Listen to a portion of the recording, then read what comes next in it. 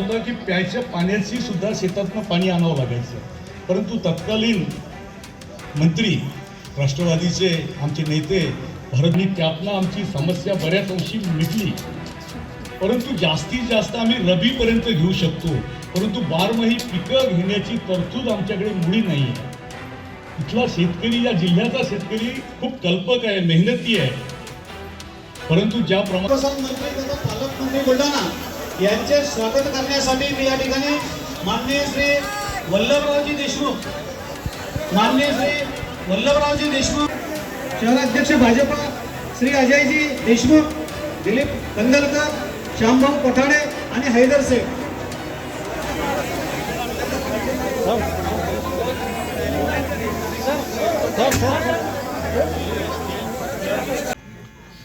आज तुमच्या माझ्या उपस्थितीमध्ये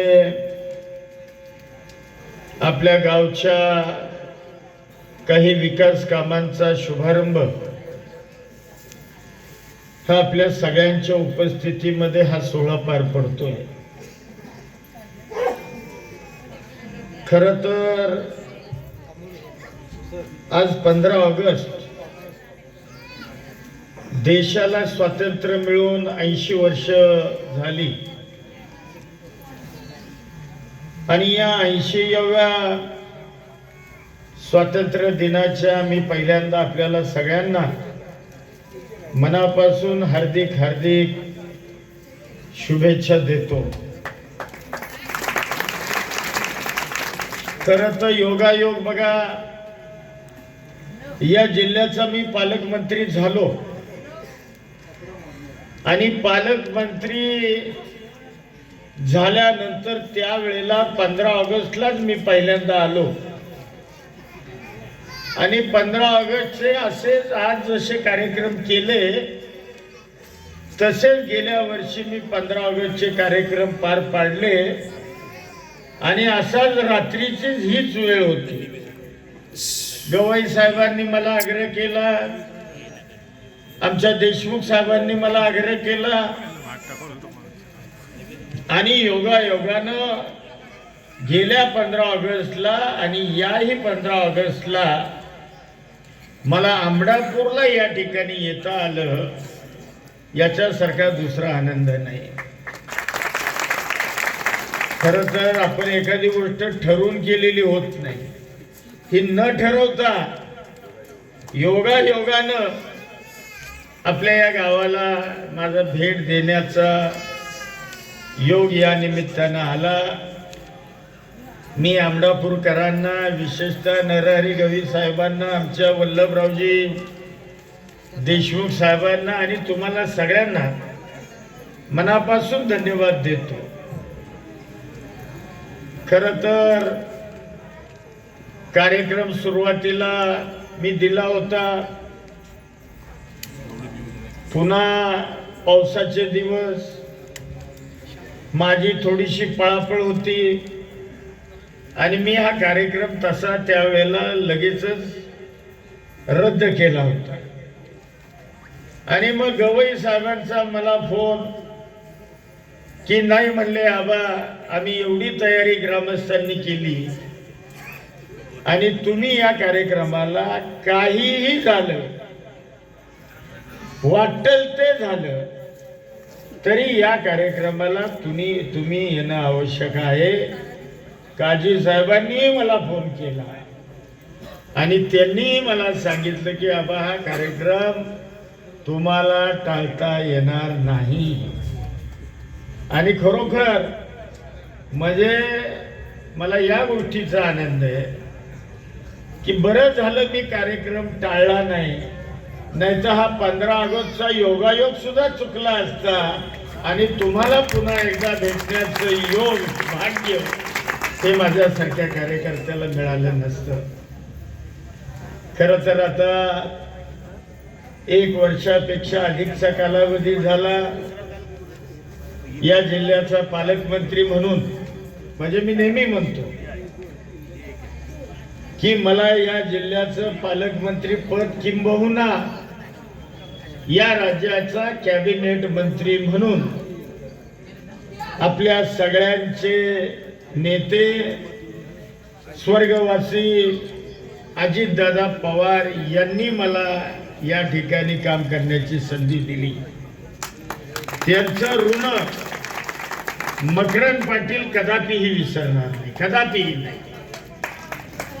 परंतु आपण ही कुणी, कारण एवढा उत्तुंग नेता की जो नेता अतिशय परखड होता, अतिशय स्पष्ट होता, दिलेला शब्द पाळणारा नेता होता. वेळेच्या बाबतीमध्ये कुठेही, म्हणजे हे आज आम्ही 3 तास 4 तास लेट आलो, दादा त्यांच्या उभ्या आयुष्यात असे कधी लेट कुठे गेले नाही. म्हणजे ही खरं तर आम्हाला कमीपणा शर्म आणणारी गोष्ट आहे. चला ठीक आहे ना, पण कार्यक्रम मी घेतला होता, त्यामुळं आता ही उशिराची जबाबदारी कारण काही असली तरी मला स्वीकारावी लागणार आहे. त्यामुळं